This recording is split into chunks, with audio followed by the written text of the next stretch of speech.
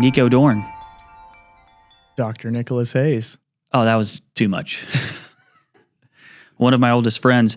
Now, I wanted to start this episode with my friend Nico Doorn showing a little bit of a picture that I found earlier today that's a bit of a blast from the past. And Wow.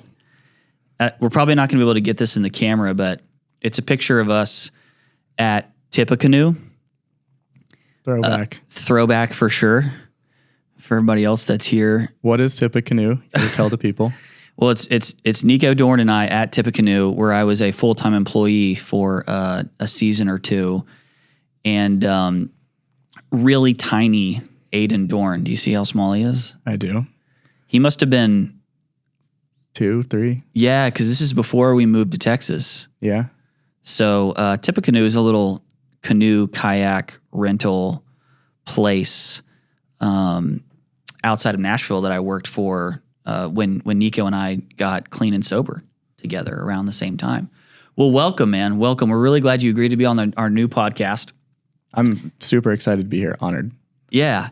And we've been able to see some of the sites, of course, Jay, the marketing team here, some other folks that recognized you on the way in. So it's kind of like coming home maybe a bit for you. Yeah, no, we might have to circle back on that picture. I'm sure we'll get into the past a little bit, but every time I come back to Cumberland Heights, it's a little bit of coming home for sure. Yeah. And just thinking, I hope we get into it, but thinking about where we've come from in our friendship and where we are today, it's very cool. Yeah. Well, let's start there. Let's start with, because I think you have a really unique story and a lot to be proud of, you know, from my perspective, coming from where you've come from, and all the work you've done and the program that you've built. So for those that don't know, Nico Doorn is the executive director of a program in Austin, Texas, called Alpha Behavioral Health. Correct. Yes. Which has been rebranded. So take us through kind of a little bit of your rebrand. Sure. So Alpha Behavioral Health was originally founded as Alpha 180 in 2017. So that's where I went after leaving my position here at Cumberland Heights, which was honestly going really well at the time. Everything was great. I was finishing up graduate school, getting a degree in counseling here in Nashville at Vanderbilt. And I met a gentleman named Bob Ferguson who Cumberland Heights had kind of held up in high esteem. You know, he's kind of in the circle as one of those guys to look up to, good pillar in the community, treatment community. And shout out Bobby. And so I was doing business development, which was definitely local to this area. And I somehow was able to squeeze permission for this Colorado trip, which was very much just me wanting to go to Colorado as a business development trip. And went out to Colorado, visited Jaywalker Lodge, which Bob Ferguson is the founder of. And so that program, like most residential programs, kind of takes you out of your addiction, puts you in the middle of recovery, and helps you get sober, and does a great job with it. But Bobby felt like a missing link, especially for their younger clients, was the rest of their life, and specifically going back to college, having a career, having a future. And I can get into my story in more detail, but because of my own experience, I was really passionate about young adult treatment and specifically helping them have an education, go back to school, making recovery cool, making recovery fun. And so Bobby and I connected on this trip in Colorado over a cup of coffee. And at that time, I still am just some dude. And I'm here meeting with the CEO of Jaywalker Lodge, this pillar. And so I was really honored, and for whatever reason, he saw some potential in me, and we threw this idea back and forth for probably over a year, maybe 2 years.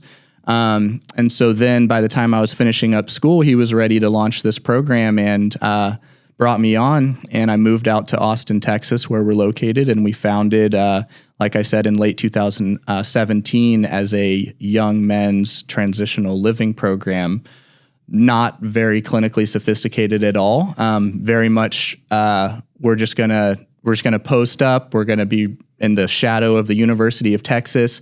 People will flock to it because it's cool and all that stuff, and not too much of a business plan behind it. And have been successful with that project, and over the last 6 years have developed and evolved. And so Here recently, we've gone through this rebrand away from, not away from, but expanding on Alpha 180, which is that young men's transitional living, to now Alpha Behavioral Health, which includes in-network clinical services, outpatient services, services for families, teens, even females as well. So those are all some new avenues for us we're really excited about. And it all kind of centers around that same concept I said at the beginning, which is making recovery cool, making it fun, building it into your life, and helping you get excited about your future. That's kind of our whole thing. Yeah. A couple things about Alpha Behavioral Health and the original program, Alpha 180, is quite literally in the shadow of the university. So you 2 blocks from the University of Texas, in a former Phi Delta Theta fraternity house, I might add. Which is a great space, honestly, for, not necessarily a fraternity, but like that style of property where there's lots of like hangout space, there's an outdoor courtyard, and sort of, I guess what was formerly maybe some like residential areas upstairs are now these offices. It's a great property. Yeah, and I think that's, now that's been my world, so I've normalized it. But if you think back to even when we were founding or a little before, the idea of putting people in early recovery in an environment like that would have been considered, potentially hazardous. And we've really found over time that, for one, the research supports going back to school and having that structure as a young person in early recovery, but also just integrating your recovery experience into real life, like not having to be sent off somewhere. And so that's really important for us, for our clients, especially those that are living with us. They feel like I'm a college student. I'm having a normal college experience. I'm surrounded by other people my own age. And we see every day that doesn't increase relapse rates. It actually improves the recovery, and certainly qualitatively improves their recovery, because they really are having the experience that they should have as a young person. And so that's really important to the experience in the program too. Yeah, beautiful program. And I remember maybe touring, was it like the first day you were open? Do you remember that? Or the second day when I flew down, because I lived in Lubbock for a long time, 7 years. And I think that this is like right the weekend that you were opening. I just have this memory of being there on site. Could have been, man. It all kind of blurs together. It's, I feel like I got shot through a cannon. Anyone who's gone through kind of startup culture, it's been quite an experience. But yeah, man, you've been there every step of the way. So let's talk about our shared experience related to collegiate recovery, because it connects. And so for those that might be familiar with Alpha 180 and not so familiar with collegiate recovery communities, right, which they're broadly known as, I wonder if you can kind of speak to that and share as much as you want to share related to our cool experience in Lubbock, Texas. Guns up. Sure. So yeah, I'll kind of weave it in my story a little bit. Pertains to both of us, but my addiction definitely got in the way of my academic career, to say the least. And I think I grew up with family making education important to me, and so in the back of my mind, as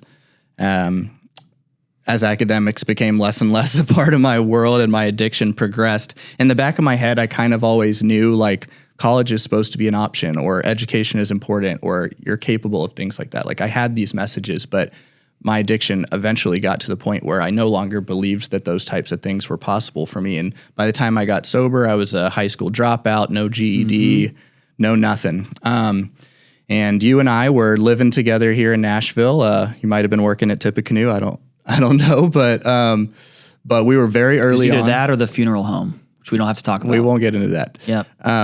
The people are curious now, though. So, anyways, and you mostly were the one looking at going back to school because you'd had a little bit of college experience, and your dad worked in that world, so he was pushing education. And somewhere along the way, we found out about the Texas Tech University Collegiate Recovery Program, which is kind of considered the pillar of programs, which has been around about 35 years now.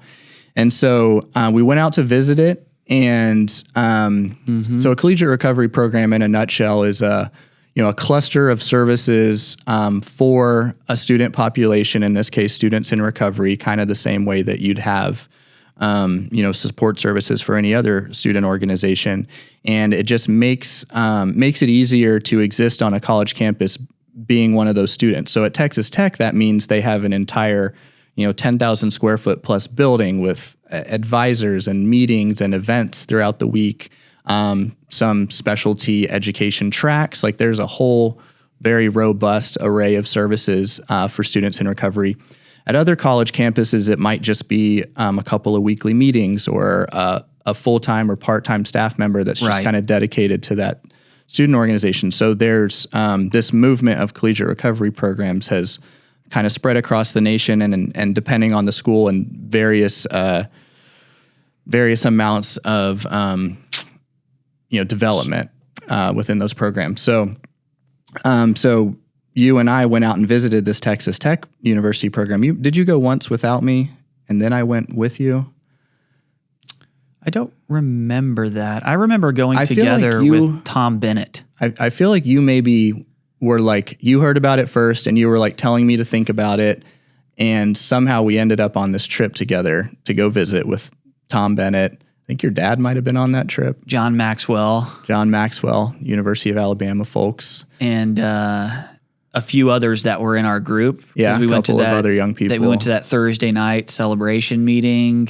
Yeah. We met with Dr. Kitty Harris, who's a dear friend of ours. Yep. So, I mean, do you remember that meeting? That's what I was going to say. My version of this story would definitely be like those pivotal experiences of walking onto a college campus, walking into a building, seeing people my age with years of recovery.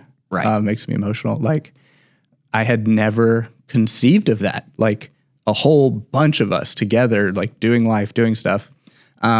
And going into that celebration meeting on Thursdays and the room's packed and you're sitting on a college campus, which to me is not a place that you can talk openly about being in recovery, right?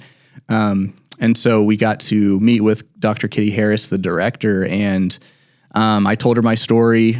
My son from that picture would have been 2 at that time. I told her, it's really great what you guys have going on here for those that can do it.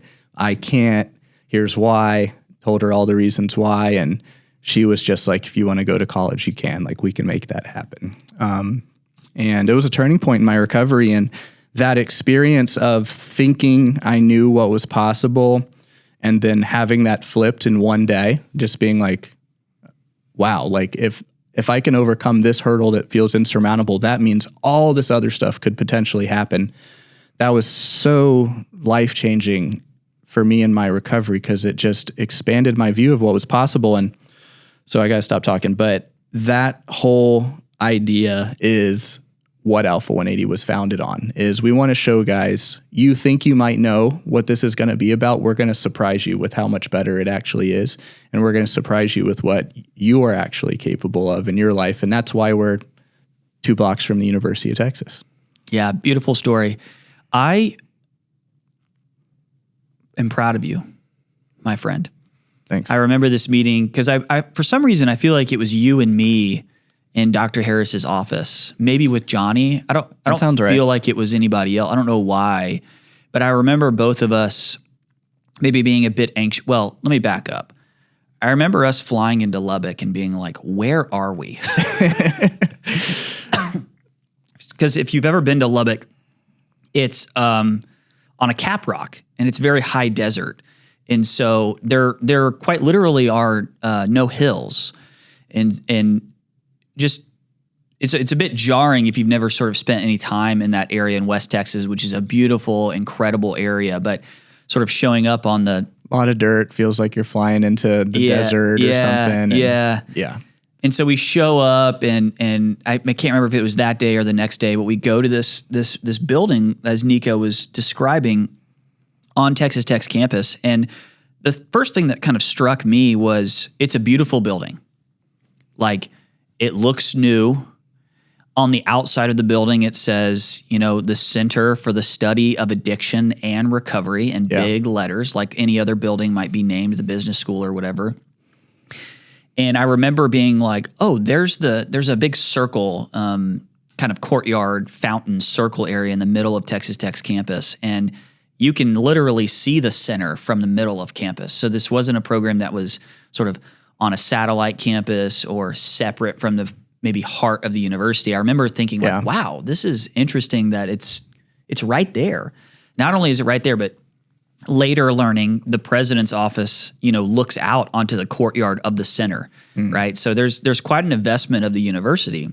Right. And I remember meeting with Kitty and you and me both, because I was a college dropout and had been at school in college for 2 years and had gotten less than 20 credits and did not feel like I had value to offer or was a worthy investment. So both of us were kind of matched in that. And I remember her sort of leaning over and saying, we want to invest in you two, right? And if y'all want to apply and if you want to try to make this happen,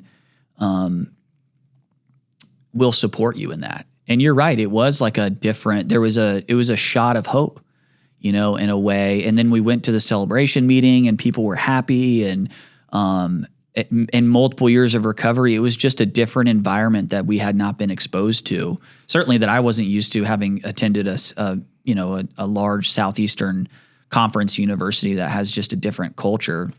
Well, it's just so contradictory to what, I think still a lot of society feels related to addiction. There's a lot of stigma, and not only is a college campus not ignoring an addiction problem, they're actually shining a spotlight on the recovery side of it, which is, so admirable and so directly related to someone like Dr. Kitty Harris's work, which is so often the case that there's an individual kind of behind the scenes for many years grinding it out to make those types of things happen. And for me, that was probably my first experience where being a person in recovery, like, allowed me an opportunity that I wouldn't have had if I weren't in recovery, at least how I experienced it. Like, going to meetings and my relationships were getting better and my life was full and I was very happy, but I had never found myself in a position where I was like, wow, I wouldn't even be getting to do this without my recovery. So those types of experiences that was when I decided this was a long-term thing. I'm sticking around, was cool stuff like that happening. Yeah. I just want to say something else about the center experience, specifically at Texas Tech. And Nico knows this, but it's the most successful extracurricular group you can be a part of at Texas Tech. And here's what I mean specifically. It has the highest graduation rate and it has the highest GPA out of any group that you can sort of join and be a part of. The interesting thing about that is those kids in that program also have the most felonies. Yeah. Out of any and the group. Least likely to get into the university without the support of that program. Correct. And so there is this exponential impact that program has on individuals' lives. And there's a way, it's immeasurable, because you and I going to classes and the thousands of other individuals that have gone through that program and going to classes, they're having an impact in other students' lives, right? Indirectly. Whereas, you're in a group, doing a group assignment in some class, biology or history of jazz or whatever it is, and they're learning, oh, this guy named Nico is in our group and he's in recovery. Well, what does that mean? Well, this is what that means for me. Oh my gosh, I've never been exposed to somebody who might have that lived experience and is young or whatnot. Maybe that changes their perception about their assumptions related to addiction. And those little seeds, I think, of hope are really healthy for a university culture. And so I remember, I was part of the center for 7 years.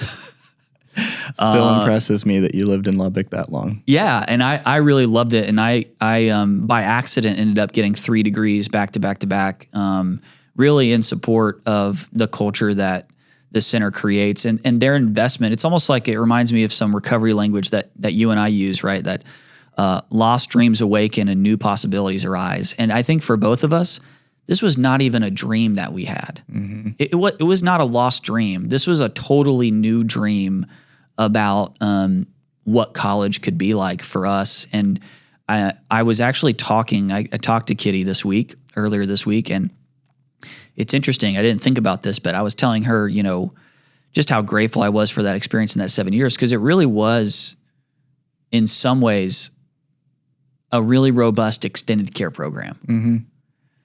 Because you and I were quite confident we think we both had about a year of recovery when we joined the center, and we were really excited about recovery, if you remember. We had it figured out. That's right. That's what I mean. Not that we're not excited, but we were we had the answers to all the problems. And I was telling Kitty, in hindsight, we did not. And how grateful and thankful I was to be in a community that allowed us to continue to grow. And I'll tell one story, and then I want to hear more from you. But I remember when we showed up, and we got that apartment together in the U-Lofts across from the university, and we're excited to be there. And I remember at the time I called my sponsor, who might have been John B.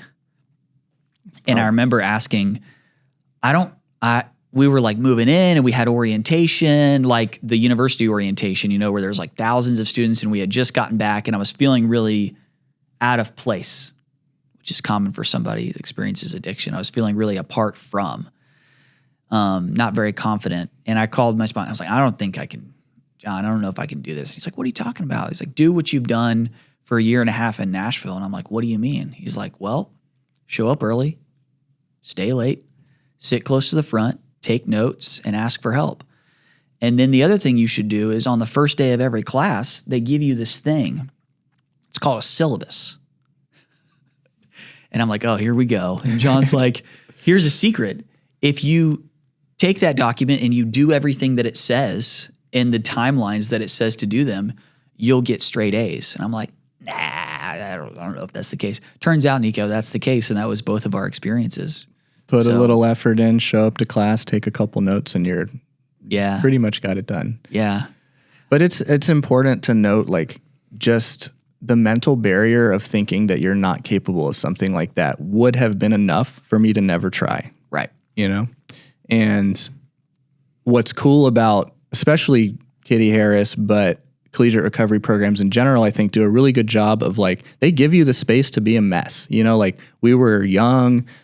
We were not, I mean, I wish I could look back on how I was acting, because I felt put together for sure. Felt like I had some stuff figured out, but we were a mess, and we probably said a lot of crazy stuff and upset some people. And I think a lot of people just observed that process. They're just like, we're just going to let them figure it out.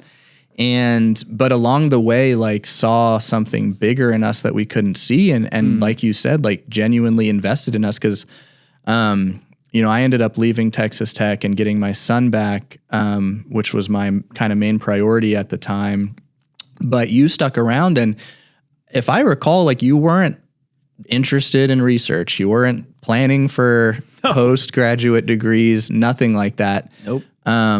But because of that environment, like, you started to believe that that was possible, and started to want that, and started to see this future for yourself. And so, my career, I was kind of slowly growing, and you were just there grinding it out in school, but were able to see this much bigger vision of the impact that you could make.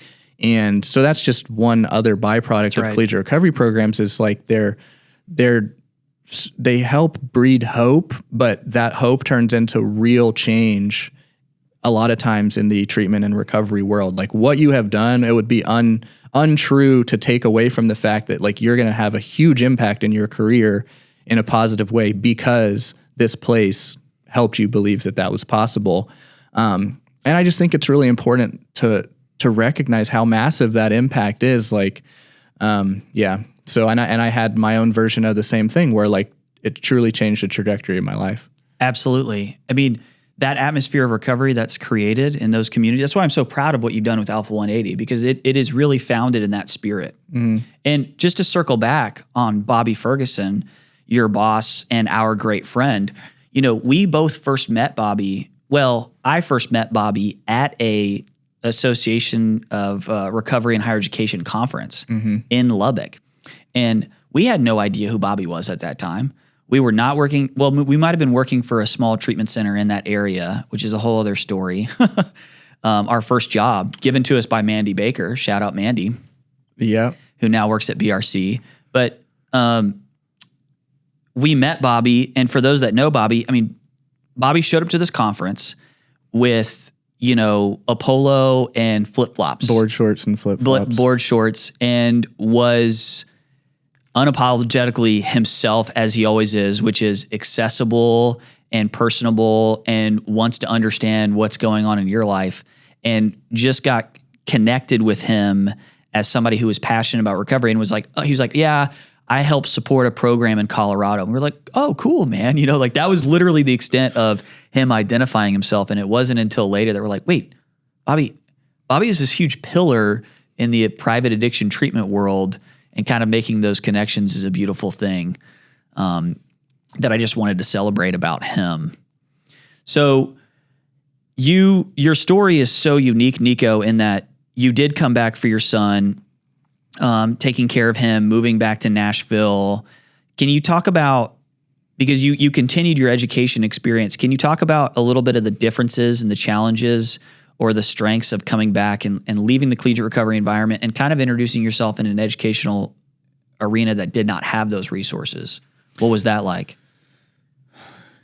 Yeah, I mean, it's unfortunate that I can't put like a super positive spin on that period of life insofar as it was very challenging. It was very full. It was very busy. I was a single dad with a young son. I was trying to balance my recovery. I was back in a city I had gotten sober in, so I knew people, but now I was a few years down the road and trying to manage that, being a dad, being a student, and working at the same time. And I think like the fuel for my fire was just passion. I was just so excited about what I was doing. I wanted to, I was passionate about collegiate recovery. I thought I might want to be a director of one of those programs one day. And so, and then of course, as a dad to my son, just wanting to provide him a future, that was very much a driver for my education. So that kept me fueled, but managing all of that was really difficult. And I think, I don't know, I think I'm a little bit unique in being resilient through pretty crazy circumstances. I look back and I'm not really sure how I managed all of that sometimes. I'm just being honest. But I did exactly what you said a minute ago, which is showing up early, staying late, and trying to boil things down into manageable chunks. And it very much felt like I was going through school, just trying to get through. And that was very different than being in a community environment where I had friends around me and it was really, supportive. And it was a big aspect of my recovery at Texas Tech. Whereas back in Nashville, going to the school that I was at for undergrad, I had a great experience, but it wasn't social. It wasn't, supporting my recovery necessarily. It was just about getting that degree. So. And you were very successful because as I remember, you graduated Lipscomb University, top of your class. I did. 4.0. I did, yeah. Which is hard to do. 3 years for undergrad. I want to tell one story too, because just about the spirit of collegiate recovery. And then I want to ask you about your Vanderbilt, because you had an immense impact at Vanderbilt University. But I remember you and me. So when you join a collegiate recovery community at Texas Tech, they end up scheduling your classes together. And it's a unique experience because you can get to kind of study together and you get to sort of, where I'm going with this, like sort of traverse different experiences and together with your group instead of maybe being in classes where you don't know anybody. It's just sort of a good little first step. And I remember very early on, one of the classes we took, it was Nico and myself and then some dear friends of ours to this day, Austin Brown, Dr. Austin Brown now. Oh. And Murray Sandlin, if you remember. And we very quickly sort of like, and they were more non-traditional students that we were, just in that they were a little bit older. And we were also non-traditional. We were just a little bit older than a regular 18-year-old. I think we were both 20 at the time. But I remember getting very like competitive. And we took this psychology, do you remember this? Psychology 101 class. Yeah, it's coming back to me. With Kyle Schindler, who, shout out to you, Kyle, if you ever listened to this. I hope you're doing well. I hope he's heard an interview with you because you've mentioned him so many. This is like a monumental experience. And so this basic class, and I remember we were all studying together and we were like taking this seriously. And I had never studied like I had studied ever before in my life. I mean, we were like all hours of the night, like for this first exam, first time back in college, I'm like, I'm going to make a 100, and so it's us four in this class. And I remember we got our exams back and it's this like very stereotypical, like get your exam back where they fold it down and set it on your desk. And we're all sitting next to each other with like the little like wooden thing that you pull up, you know, and everybody's kind of like peeking to see like what they made. And I remember like I made like a 97 and I was like, yeah, 97. It was like, surely these guys, you know, B plus 91, you know, like I want to win.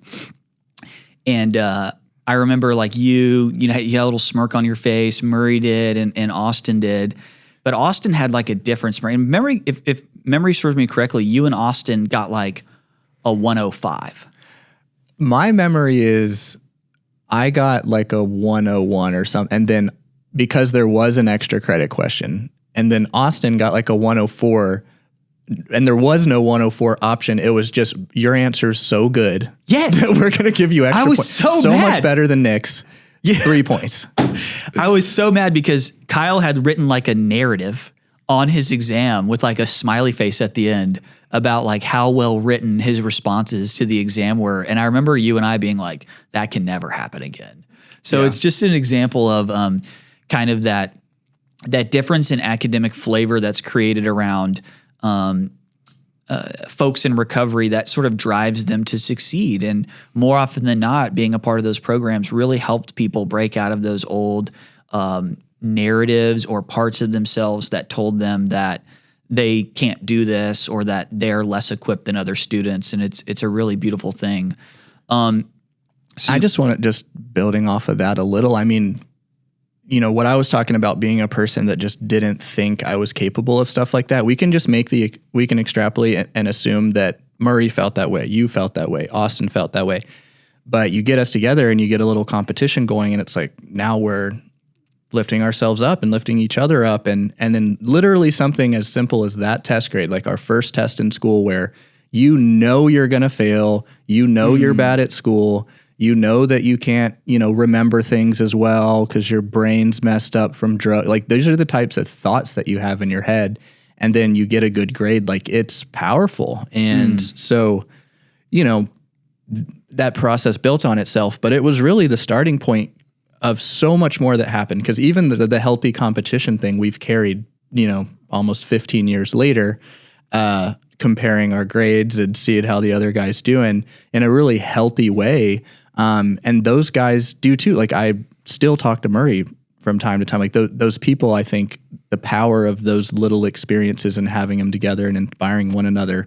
It's not hard. You don't have to look very far to realize like, oh, that made an impact because these people are still out there doing that. So yeah, absolutely. And there's hundreds of those stories that are just really special and unique. And I just want to say just in so much gratitude for those that worked really hard, you know, Tom Kimball, Vince Sanchez, George Comiskey, Karen Garbowski, Kitty Harris, and Carl Anderson, who started that program at Texas Tech. Even before that, we don't really know him. Like they worked tirelessly to create that environment. Something else that was unique is I alluded to it, we got our first job at a treatment center in that area.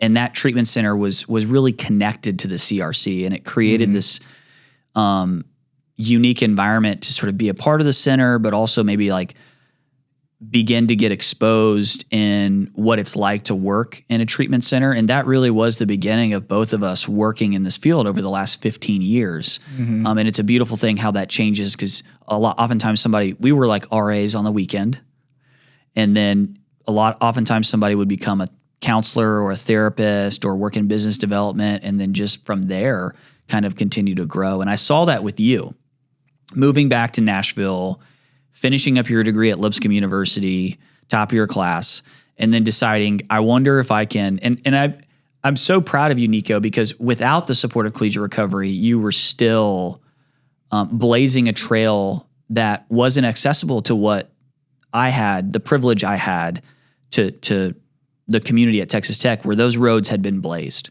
right? People had done that, you know, finished an undergrad degree and then gone on to get a master's or whatever, because you then took it upon yourself of, you know what, I want to dream really big. And I remember talking to you about this, about like, I wonder if I can get in Vanderbilt, you know, and that process of applying and admitting, getting accepted, and the beautiful work you did to sort of help support and start a collegiate recovery program that exists now at Vanderbilt. I wonder if you can kind of speak to that experience too, while working here at Cumberland Heights, I think. Correct. Yeah. Yeah. Working, we established the Young Men's Program at that time, which went from a 1 hour a week young people's oriented group to now being its fully standalone program within Cumberland Heights. So we had that going on, which was really cool.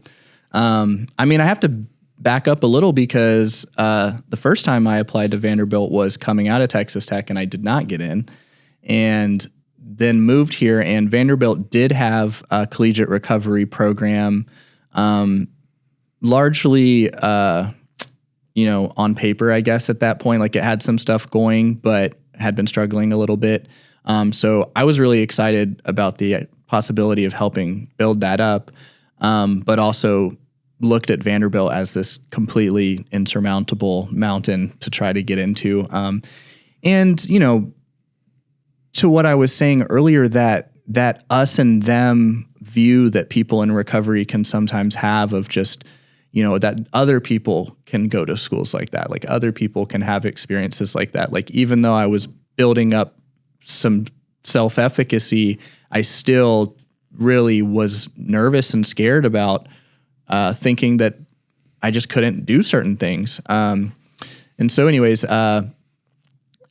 I took it upon myself to get to know the people working in the recovery services over there. They had some open meetings. I started attending those, just kind of trying to make myself a little known in that community, but seeing myself as a student. And it sounds silly, but I would literally go sit on campus on a bench by myself and just be like, you're going to go to school here one day. Like, they don't know, but you will. And just kind of feeding that hope and having people around me that didn't shut me down or question me. They said, you will, you can. And then obviously putting in the work to get the grades. You can't skip that part. But ended up applying another time, this time for graduate school, and was able to get in, and teamed up with Catherine Jodos Cuthbert, who I don't mean to say the program was on paper. I mean, there was a lot of hard work being done, but I think us getting together and me just kind of bringing some ideas and some experience with her expertise and the support that the university was providing really helped us grow quickly. And there's a lot of steps a collegiate recovery program has to go through, and they have to kind of decide for themselves, like, what do we want to offer and how do we want to position it? And so we kind of figured that out and developed an application process and did a lot of outreach, put some events together, brought a group of students to the Association of Recovery and Higher Education Conference, which gives them a chance to see how much bigger this is, and just recruited, got students to come. And I think what kind of happened during those years that she and I were working together is just a little fire was sparked, and that's kind of where it starts, like, on a somewhat smaller scale, like that thing I experienced, like, of seeing what's possible. Like, the students would come, the other Vanderbilt students, and then they would see that and they would get inspired and they would invite more people. And so it grew pretty quickly, and I don't know what to say about accomplishments or anything, but we had a really cool little group of us that went through school together. And it was the difference between feeling alone on campus, like I described earlier, because if I'm, within my graduate studies, it was still very isolating. Like, at that age in graduate school, like, people go out drinking and hanging out, and I still felt alone. And so I had this community, that we all had different majors. We were all different ages. We were all doing different things. I think I was the only dad, but those were my people, and we were doing it together. And Vanderbilt's been able to continue to grow off of that momentum. And now I would say is kind of the premier, what do they call themselves, a selective university, the premier selective university collegiate recovery program in the nation. So, yeah, it's important to remember, like, in my experience, that education oftentimes is much more about the process than the content.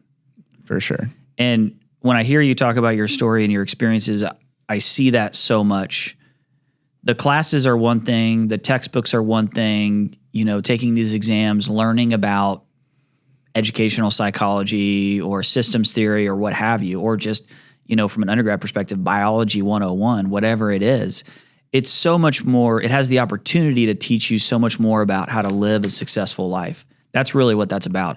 How to work through problems, how to work in a group assignment, how to ask for help, how to persevere through lots of different deadlines, because school can be very stressful, and so can recovery. And so can, for anybody at any age of recovery, building a new identity that maybe is divorced from whatever your use behavior was situated in. That's where collegiate recovery is really special. It's as simple as creating an environment and a space and a place for folks from all walks of life to find a home with each other that might not be at the meeting house across town, right? And that they can share in similar experiences of, hey, this is having to figure out financial aid can be stressful, right? Having to work with a difficult professor can be stressful. Failing.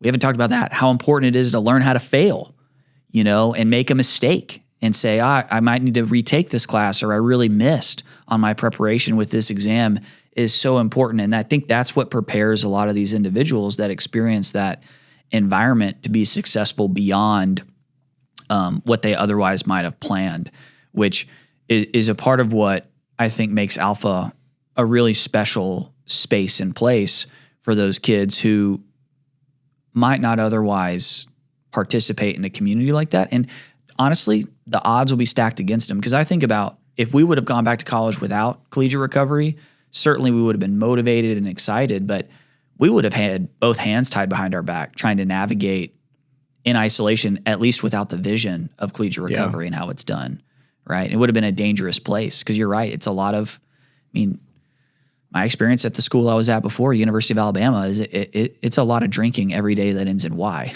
Yeah, no, it can be that, or it can just be really isolating and overwhelming. And I think a lot of people in recovery would be kind of non-traditional students, and I think that stops a lot of people from pursuing education, just because it's so hard to try to do it on your own. That's right. And they don't have that vision of it being possible. And I think that stops a lot of people, and it's a shame. And it was a privilege that we were able to, be exposed to a community like that. Yeah. So talk about Alpha Behavioral Health today. I know last night we were kind of just trying to bring in a conversation that we had a little bit yesterday about maybe your vision about how things are changing, specifically, Nico, around how we need to better support kind of the changing demographic from an acuity perspective and also an expectation perspective about what really drives long-lasting change. Because I think we're learning more as a field about what that might be and how that should be packaged. Yeah, I have to preface with I have ideas and thoughts, and I have no idea how things will play out or what the future holds. But I think we've all been pretty aware that our acute care, like episodic approach to addiction treatment is not ideal, and that people need long-term support. And like you mentioned, a collegiate recovery program could kind of be seen as a outpatient extended care that lasts for years. And so at Alpha Behavioral Health, we're transitional programming. So most of our clients are coming to us after residential treatment, and then they can stay with us for an extended period of time. Average is like 4 months, but maybe 6 to 9 months or so. And in that amount of time, if you just imagine kind of the average 20-year-old that's getting sober, like think of how much they have to accomplish or manage in those years of their life. Like taking addiction away entirely, you still have, developmental milestones. You have, autonomy from your family. You usually moved somewhere new, off to school, whatever the case may be. So like even under great circumstances, it's a time of tremendous change. And then you add in recovery. And for my clients, they're learning how to clean their room, how to show up somewhere on time, how to fill out a job application. And so I just say that to say that bridging someone through that first year takes an exorbitant amount of resources and time and energy for most people. And so we have definitely recognized that problem. And even even though our program provides a lot of support, like it could even provide more. You could always do more. And so our shift, I guess I should say also, relapses happen. People have disruptions. It's not common to go off to residential treatment and boom, you're done. And so we would have clients coming through our program and generally progressing in a really positive direction. And then they maybe have a slip. And because the way that our system is set up, well, that's a return to detox or a return to residential. Right. It's a major disruption in their continuum of care. But at the same time, like, they're not appropriate for our level of care, and that would be disruptive till the milieu to keep them. So that's not responsible. But how can we kind of account for the fact that people are going to have bumps in the road and they're going to have lots of different scenarios and be able to afford different price points and all of these factors? And so I've become passionate about a more community-based model with flexible lines of service so that people can plug into those services at the dosage and period of time that they need them when they need them, and then leave and come back or utilize them in different ways. And so that looks like, in-network outpatient services that people can access with their insurance at different levels of care, individual therapy, which we've talked about. Like, if there's a positive from COVID, people are getting therapy. Like, people will go do private practice therapy, are more and more comfortable with it. So, providing therapeutic services, we provide free groups at night. And so rather than having this relatively high barrier of entry where it's like you move across the country, you live with us, you're here 24/7, and if you mess up, you might have to start over. There's options. The transitional living is very much an option for those that need it, but there's other ways to plug in. And I think that is a way to help more people enter a recovery lifestyle, because if we're being honest, no one wants to say they're an addict. No one wants to admit that they have an addiction problem. And the idea of admitting that and being sent off is terrifying. And so specifically with young people and with families, if we can just kind of, maybe enter the picture a little bit sooner in their addiction experience, then maybe we can arrest that a little bit earlier in the process. Maybe they can get all of these elements of a recovery lifestyle kind of built in to what they were already doing. And so I think that's a more realistic future of how services can be provided. It doesn't apply to everyone, but it applies to our model. And I just, in my mind, that just expands the recovery world in general. Like, how can we make it easier to access? How can we make it more attractive? How can we make it, because it's a shame when someone needs help, wants help, but either doesn't know where to go or doesn't want to do what's necessary to receive it. And I see that a lot, where the way that the system is set up, that's right. And that's a whole nother podcast, will prevent people from accepting help, just because it's hard and it's scary. And so anyways, we're just trying to make it as attractive and easy to utilize as possible. We were talking about it on the way in, just as a function of barriers. So a couple comments. You're right. I don't know if it's because of COVID or associated with it in some ways, but there's so many people in our lives that we know that are in private practice that are busy. I mean, almost everybody I know, when they tell me they're in private practice, they're full. Right. It's very odd. Or they left their job in a treatment center to start private practice. Right. And here in Nashville, as an example, if you go on Psychology Today, I mean, it's just pages and pages of folks, right, that are available. And so I think that the public or individuals of all ages, all walks of life are looking for wellness support of some kind. And we do know as a field, just in terms of maybe the traditional addiction treatment field, that it is very episodic and it's very emergent, in that when you're in an emergency, right, when your life is falling apart, right, these treatment centers are built to provide services at that time, right? The inverse of that is really, wait a minute, I'm becoming aware that maybe from a well-being perspective, I could use some help. And might I be able to access care, what we would call at a lower level, right? At a lower level of care to help support and color in between those lines, and maybe almost in a prevention perspective, sort of catapult somebody along a journey that otherwise might avoid those emergent type services. I think it's a great vision of where I think a lot of the players in our field need to start considering of how we might be able to have a larger impact, right?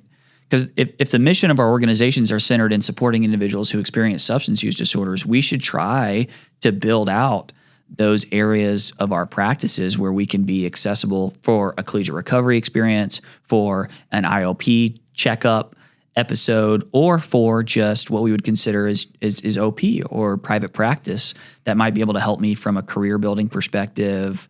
Or I think a lot of organizations are doing this, but you know, it's unique to the provider, but everyone can kind of look at like, what are the resources we have? What's the infrastructure that we already have in place? And how could we utilize that in like practical, innovative, and flexible ways to just provide more value to the people we serve? So, you know, just like a basic example, it's like you can be in our IOP, but if your son, the client happens to relapse, like the family still comes to the support group. The family still gets the workshop and, you know, whatever the case may be. But, you know, because that's real recovery. Like it's going to be ups and downs, and you're going to plug in and maybe retreat, and you need a community around you while you're doing that. So I think being nimble and flexible, and, you know, just another like very basic example that we were talking about earlier is, you know, you have therapists working within your organization, like maybe they can provide some individual counseling on the side in the building that they already work in, or whatever, whatever. So there's examples like that, I think, that people are looking at a little bit, you know, through a different lens now since COVID. And I think for the most part, that's a good thing. Can you speak to barriers and examples between, as we were talking about before, it seems to be that behavioral health, specifically treatment centers, have a lot of barriers to enter. Mm-hmm. Whereas when you consider maybe how general medicine has gotten really good at, oh, you need an appointment? Here you go. Schedule that. Can you speak to that a little bit? Yeah, there's obviously a lot of directions that you can go with that. I mean, there's a lot of socioeconomic and kind of cultural background barriers that we see.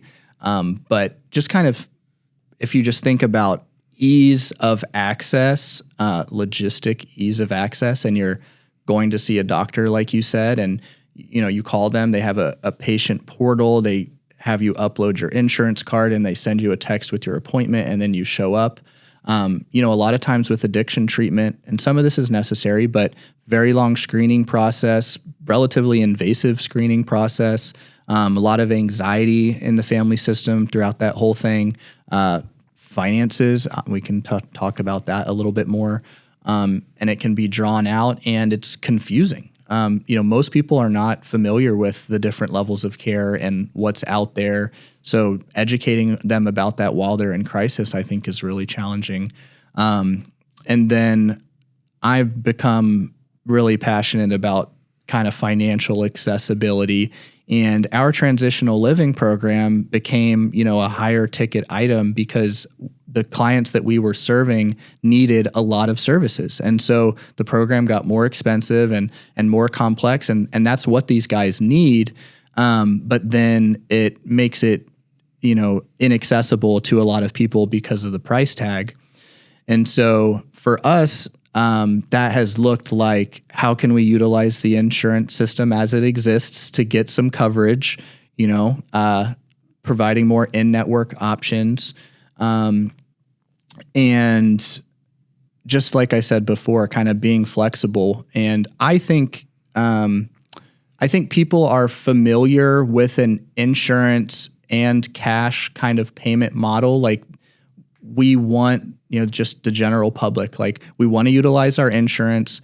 We do want quality services, and we want them to not dramatically interfere with our life. So I think it's a good practice for providers to kind of look at, like, how are services structured in a different model. Like, if you look at hospitality, if you look at medical or anything, like, so many things in our society are becoming automated, personalized, whatever. So I don't know. There's a lot of different directions you can drill down on that, but I think as an industry, we kind of need to look at, like, are we keeping up with best practices that other industries are doing? Are we providing a understandable intake experience that they've done this before receiving other services?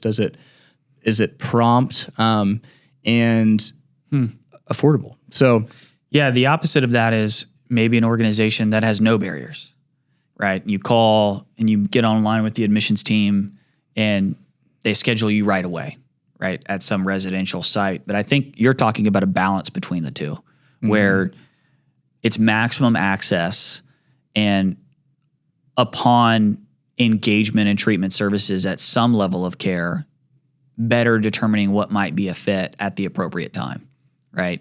An example is if you go see your doctor and you're checking in, right, and you see the doctor for, a sore throat.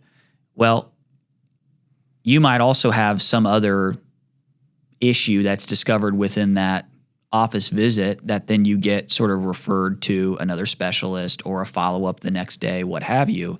And I think in behavioral health, it's a really interesting conversation that I don't hear too many people talking about, just in terms of best practices associated with other treatment sciences, of how we can remove some of those barriers safely while giving patients access to the care that they want and the care that we professionally think that they might need. I think another interesting consideration is just kind of the recovery language, and the recovery subculture, 12-step culture, and just kind of the way that we describe recovery and addiction, even as treatment professionals, and how that can be a barrier too, with labels, calling yourself an addict or alcoholic. And so that's something I spend a lot of time thinking about, is how do we protect, the sanctity and beauty of what recovery is, and the fact that if you're an alcoholic or an addict in recovery, like, that's a beautiful thing that's unique and special to that population. That's right. But also recognizing that the general public doesn't see it that way. They don't get that. They don't understand what that means, and they don't want to call themselves an alcoholic. Like, that's something that becomes something that you can wear with pride once you're in recovery, not before. And so that's, again, for each organization to look at for themselves. But, are we trying to get someone to admit something about themselves before they're ready, or trying to expose them to something that's a little, can be dogmatically fueled at times. Rigid, whatever. And how is that a barrier? Because, a lot of the times I'm working with the families. So, it's important for that client to understand he has an addiction problem, but for that family, like, that's not a first call conversation. Like, the first call conversation is just about getting them some help and getting them plugged in.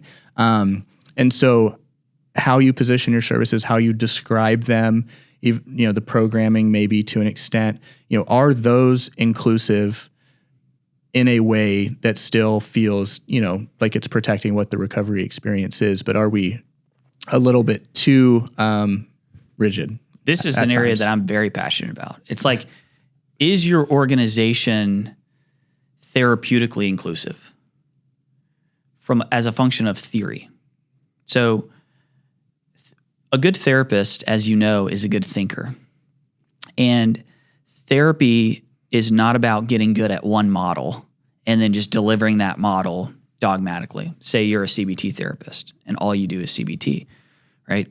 I would offer that a good therapist is reflexive to the patient that's in front of them, or the constellation, whether that's a family or a couple or an individual, to deliver services that might have the best odds of success with them based on your individual way of being, right? And so really good graduate programs in psychology, whatever branch of the tree that, whether you're a social worker, an MFT, or an LPC, right?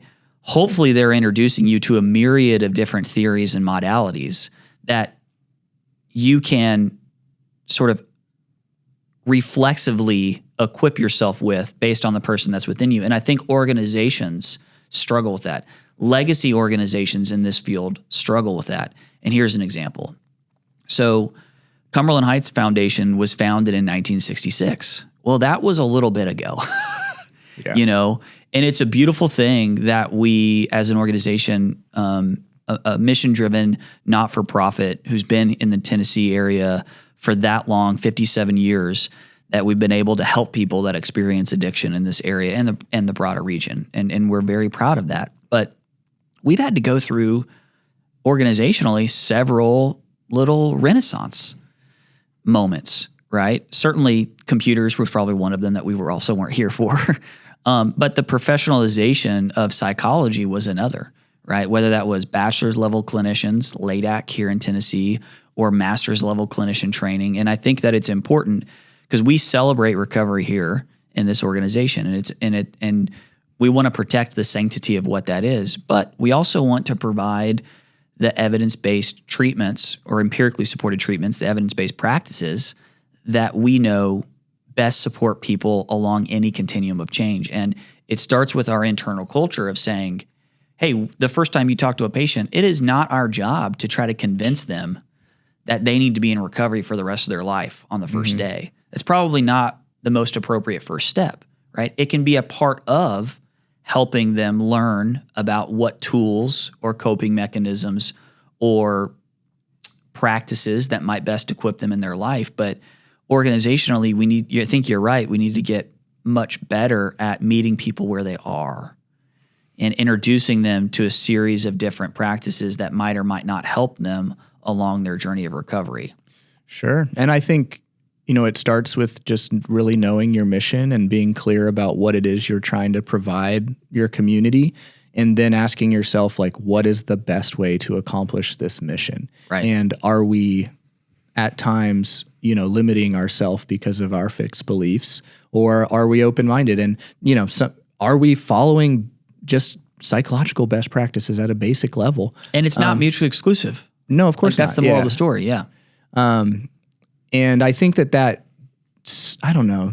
I have so much respect for, people that have been around a long time and organizations that have been around a long time that makes me pause and say, if I have like a slightly unique idea, like I'll question it because, well, they've been doing it a long time and they do a good job.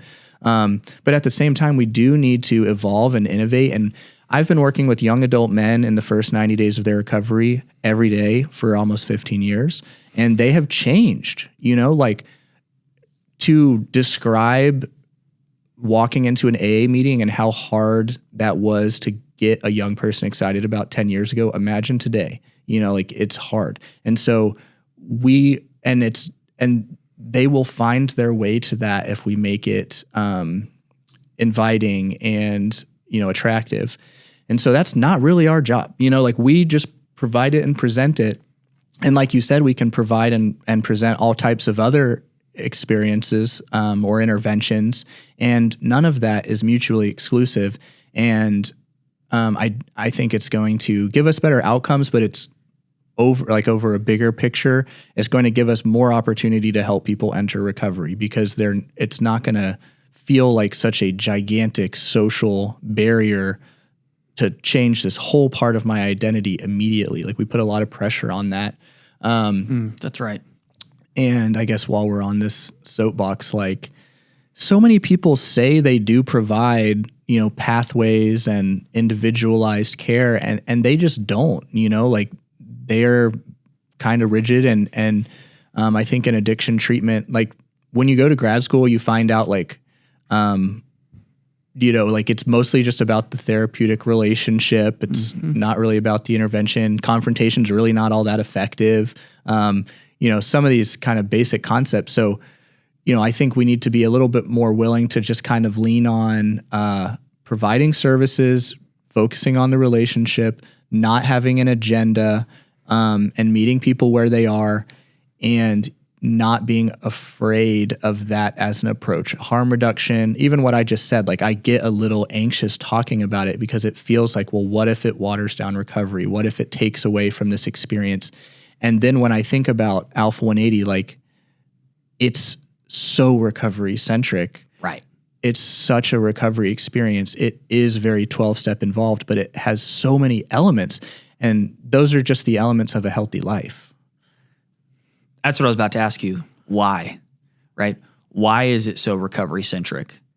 Because from the outside looking in, what are you teaching these kids to do? How to show up early, how to stay late, how to ask for help, how to start reflecting on their behavior, what we might consider as an inventory, right?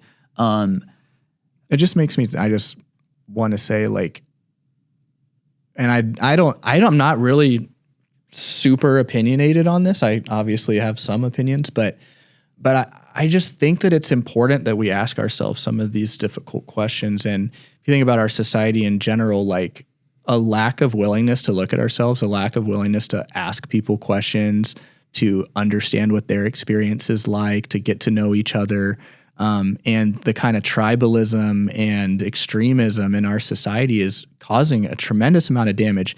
And of all the people that should be really good at not doing that, it's the recovery world. And so we can be really caught up in, kind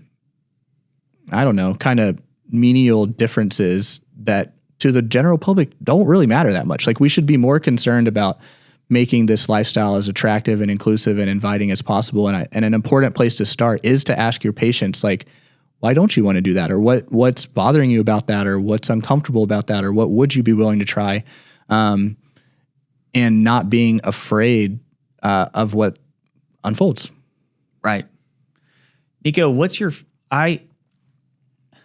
so much of your personal experience is obviously informed by the business that you run today and the services you provide. And it's just this conversation is a good reminder of where recovery really lies. So thinking organizationally, how we present information to patients and what we challenge them to think about and what we're asking them to do, whether that's attend groups or come to a residential facility or sign up to be, meeting with a therapist every week. It is recovery, right? It's recovery beyond the elements that otherwise might be considered sort of traditional. And if you're fed that right on the beginning, can be quite dogmatic. My favorite part of recovery, you've heard me talk about this all the time, right? But my favorite part of recovery is it doesn't care what you think about it, right? I mean, certainly it matters your relationship to this practice that you might or might not be reflecting that you want to participate in. But what I really mean is recovery allows you to be wherever you're at. And we defend your right, broadly. I mean, I'm not in charge of recovery, just an example, as are you. But ideally, the things that made us attracted to a recovery lifestyle were people saying, welcome.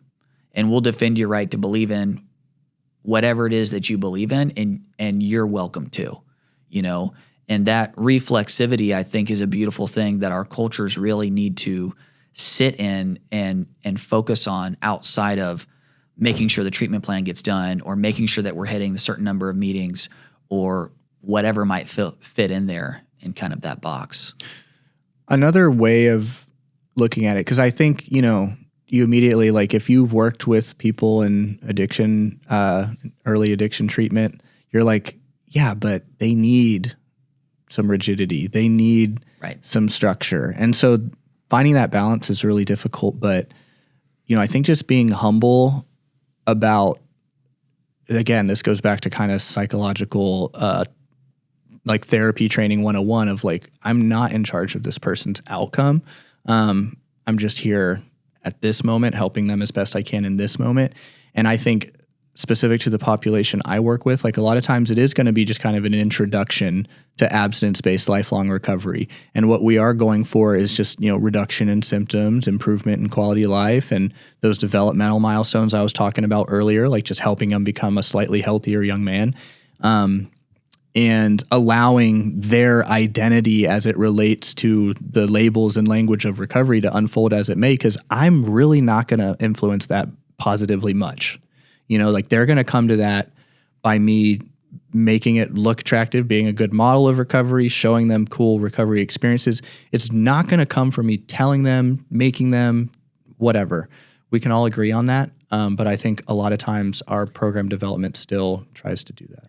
So with this specific population that you're really experienced in assisting, can you speak to, Nico, or any observations you might have about the differences in treatment expectations between the individual patient and the family?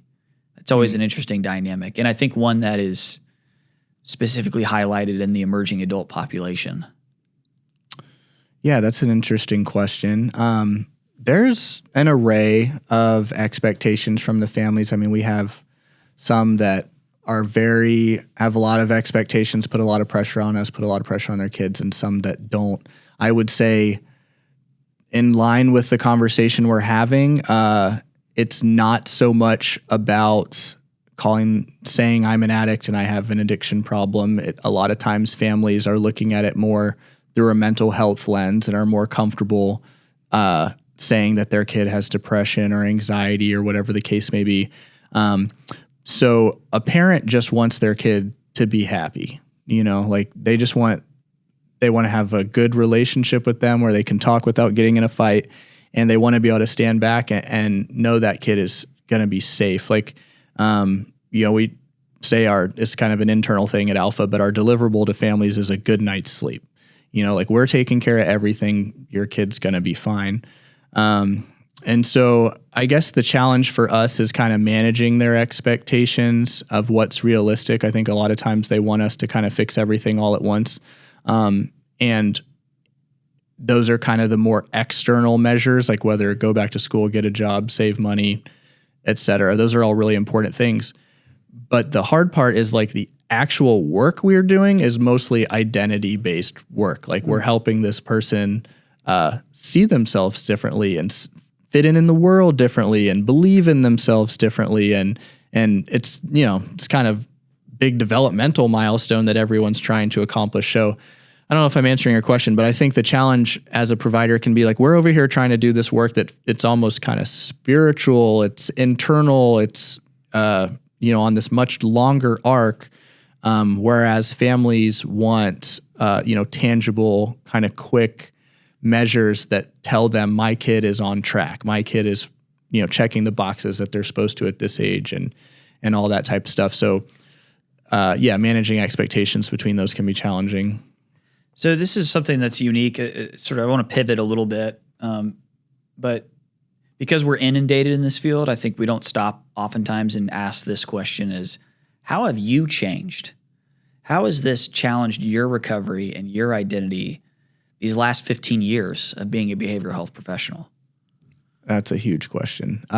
So for the most part, the easiest answer to give is it's provided me a life. Like I have the identity of being a, recovering person, a behavioral health professional, growing leader. Like all of those things have been really healthy things that I can take pride in and be proud of that, recovery gave me, people that we've talked about today, started making me feel like that long before I saw myself that way. And, you and I would stand in our kitchen in Lubbock in our apartment and talk about doing stuff like we do today, like that we wanted to, change treatment and help young people go to college, like all this stuff that we do in different ways today. So by far the most impactful result of being a part of this, choosing this career path and this lifestyle has been really positive. It has made me see myself. I'm proud of myself. I'm proud of being the example of recovery that I am, whatever that is to other people. So there's that.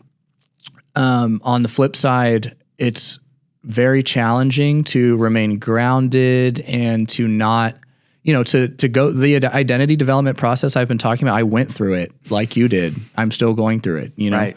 Now I'm in my 30s, but went through my entire 20s doing this stuff. So I think it made me really self-critical. It made me really accomplishment based to where, in recovery, you're kind of like you're moving forward or you're moving backwards. And did you do that for healthy reasons or unhealthy reasons? And so I'm always like, well, I don't know, why did I do that? And what is this fueled by? And is it okay? And am I doing the right things? And so I've exhausted myself with just kind of analyzing my own behavior.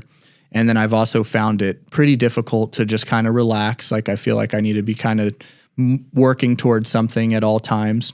And then I think almost inevitably you're going to go through a period where you're kind of not about it. You're a little resentful towards the whole thing. You're like, man, I got sober so young. I missed out on, I've never partied like, in college. I've never blah, blah, blah, whatever the thing may be.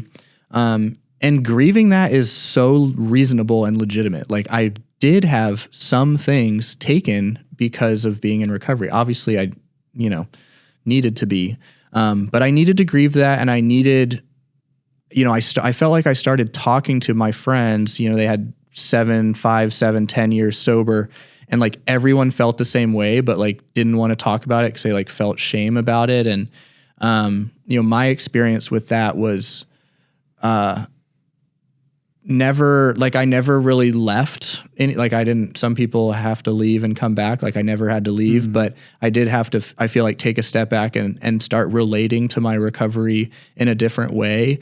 And again, it kind of relates to what we're talking about, where I kind of see this more like old school attachment to recovery, where it's very salient in your identity and very fixed.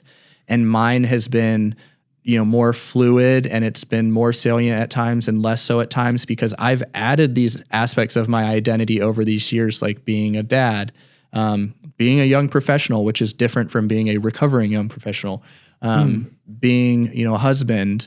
And I like those parts of my identity. Like I want them to be at the forefront. I don't want Nico recovering heroin addict to be before Nico dad, So I have started to like allow myself to hold that, a little bit looser, like the recovery part. And yeah, and then you always go with whatever's not first is last. And it's like, dude, my whole life is surrounded by recovery. It's now become everything, and it's boiled down to living these principles and living this lifestyle, and it's second nature, but it's no longer something that comes out of my mouth first or is the first topic of conversation. Anyways, so all of that has been a challenge. And the thing I'll say, just because it feels important, is, just remaining ethically grounded over the years. We were talking about this at dinner last night, but, I have been afforded so many incredible opportunities, and I find myself like in this moment in nice environments doing cool things, and just always reminding myself where I came from and keeping things in perspective. So, allowing myself to grow while recognizing why all of this is happening and what kind of the foundation of all of this being possible is. Yeah. You're not alone in that. I think I appreciate you saying that and saying that on this platform, because I think there's many people that it's natural to go through. I relate to many of the things that you talked about of like, wait a minute, like my primary identity, should it be focused on Nick, the ex-opioid addict, right? Or should it be Nick the dad, or Nick the professional, or Nick the neighbor? Right. That's what I was going to say. It doesn't always have to be something you're accomplishing or doing. Just being and it's only natural because we both got sober at 20. And we're both 33, right? It's only natural to have gone through, and we'll continue to go through some sort of evolution. And I'm just grateful that we can talk about it, that we can share about it, that we can name it. Because we've had this conversation. We don't usually have this conversation with cameras in a studio, right? But we've had this conversation many different times over the years. And so I just think that for folks that might be at any age of recovery, and we're not experts or anything like that, like it's okay. It's okay to be in those places and have those thoughts and sort of move the furniture around in the house a little bit and try to kind of just orient yourselves to what this lifestyle is really about. I think it's not a good secret to keep, but it's a secret that's kept, is that everyone feels this way at a time. And you start, getting to know old timers, and you find out they've got their messiness and, had their periods. And I think when you're early on, you just don't see it that way. You don't know that. I think that we were talking about this last night. You were, as a friend, one of my greatest friends in life, right? Sort of reminding me of my desire to do everything perfectly. And I think you were alluding to that a little bit in recovery, this hyper vigilance and awareness of your behavior and your actions and your reactions that sometimes can block you from the experience of needing to be angry, or maybe needing to be sad, instead of this very measured, well, what's the right way to do this, right? Because I have some assignment that it needs to be perfectly situated. That there is a right way. There's a healthy and right way, and there's an unhealthy and wrong way. That's right. Yeah. That's right. And I'm just kind of also reminded, the broader your base, as we would say in some groups associated with recovery, the broader your base of recovery, the higher your point of freedom. And recovery is lived outside of meetings. Yeah. Yeah. And I hope that's I hope we see the recovery world grow. Yeah. With COVID, with what we were talking about, with kind of the stigma reducing around accessing mental health care, private practice, all that stuff. I live in Austin, Texas. It's a pretty, active, like wellness-based community. And I'm hopeful. I just think that if we're, as an industry, making ourselves attractive and keeping up with best practices or technology, that we can be in a position to help people when they're ready to change their lifestyle, and whatever that looks like. It can look lots of different ways. And, I just boil it down to the principles. Like I want my clients, I really want them to experience recovery the way I did, but I don't care if they do that. Like what I really want more is for them to just have a good quality of life, because they're individuals that are in pain and they're struggling. And a lot of times I recognize and see their pain and can't reach them. And so how can we do better with that? It's as simple as that. And yeah, I want to be hopeful that we're going to get better at that over time as an industry, and that society is, more open than ever to that conversation. Yeah. Thanks, brother. Thanks for being here. Yeah, I really enjoyed it. This was fun. A new studio in an old place. It's cool.